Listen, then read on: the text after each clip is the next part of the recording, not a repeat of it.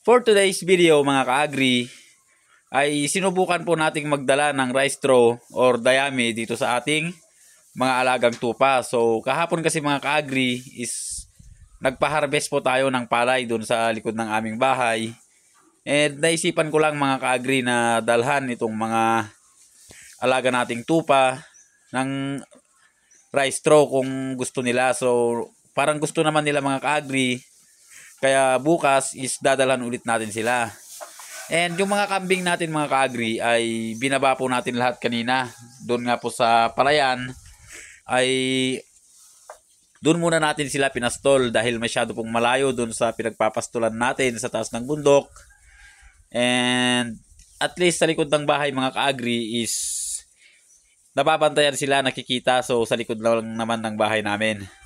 So sa ngayon is nakikita natin na gusto naman ng mga alaga nating tupa itong dayami mga ka-agri. So ayun, magdadala ulit tayo bukas or mas dadamihan pa, i-stock na lang natin dito para mayroon naman silang makain. Dahil nga sa makikita nyo talaga mga ka-agri is wala na talagang makain dito mga ka-agri.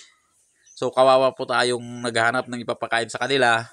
And kung mayroon man yung mga damo dyan na nakikita nyo mga ka-agri, yan po ay yung damo na ayaw nila mga ka-agri. So yung mga yan, kaya sila lang po yung natitira or naiwan na dyan sa kanilang pastulan. And habang wala siguro yung mga kambing natin mga ka-agri is i-renovate natin or i-repair natin konti itong ano nila, pabahay nila mga ka-agri. Dahil kung mapapansin nyo, itong pinaka main na kubo is parang babagsak na po ito.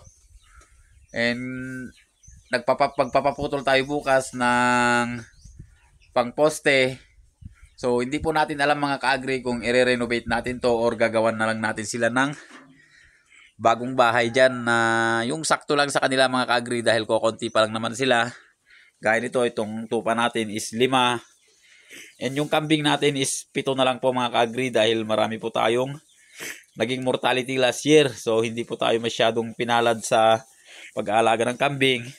So sa tupa natin mga ka-agri is 3 sanang anak na lalaki, kaya lang hindi nga po nabuhay yung 2, yung anak ng ating dumalaga na first time ng anak. So isang malaking factor siguro ng mga ka-agri noon ay yung sobrang lamig and hindi siguro kinayanan kaya hindi nabuhay. At isang factor pa mga ka-agri is yung baguhan lang kasi yung inahin. Siguro hindi pa masyadong sanay mga ka-agri. Naabutan na natin may anak na siya. Yung isa mahina na and then yung isa is patay na. So ngayong taon is umaasa po tayo na gaya ng native na baboy natin and yung kambing is umaasa po tayo na tayo po ay makakapag-produce ngayong taon 2024 ng mas marami kaysa nung nakaraan. So, plano ko mga ka-agri dito sa ating mga lalaki na tupa is itong matanda is ilalabas na po mga ka-agri pag mayroon tayong budget dahil gusto kong mga ka-agri, gusto kong mag-invest sa lalaking tupa natin or sa ram para naman yung lahi nila, mapalitan. And gusto ko rin pong paramihin itong tupa. And parang mas gusto ko itong tupa mga ka-agri kaysa naman dun sa kambing. Ayos din ang kambing mga ka-agri. Pero sa pag-aalaga ko sa kanila is parang mas madaling alagaan itong tupa. Kaya mas gusto nating i-priority itong tupa. Kaya mag-i-invest po tayo sa tupa mga ka-agri.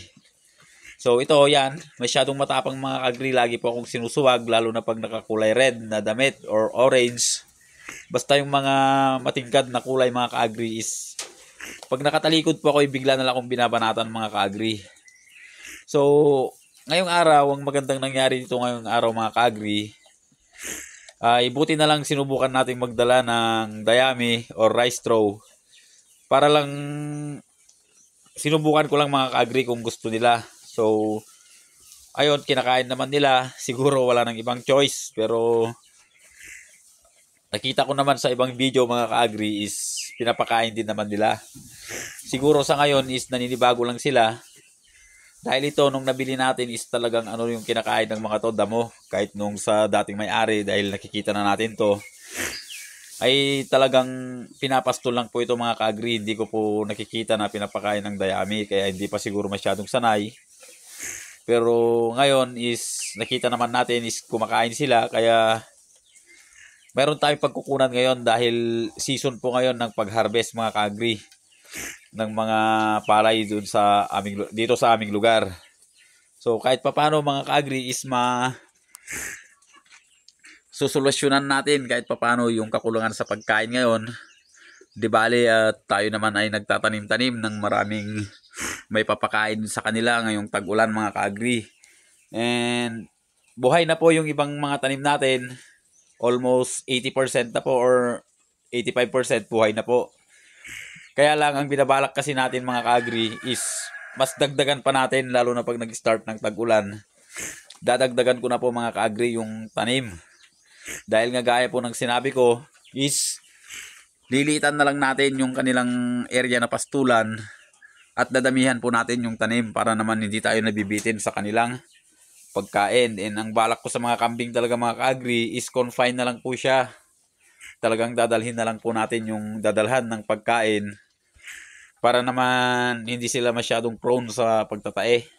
So yun po yung mga naisip kong diskarte ngayon mga ka-agri. So itong tupa mga ka-agri is napansin ko talaga is bihirang magkasakit and yung magtae. So kaya mas gusto kong i-priority ito kaysa sa kambing siguro mga ka-agri dahil hindi natin masyadong gamay yung kambing.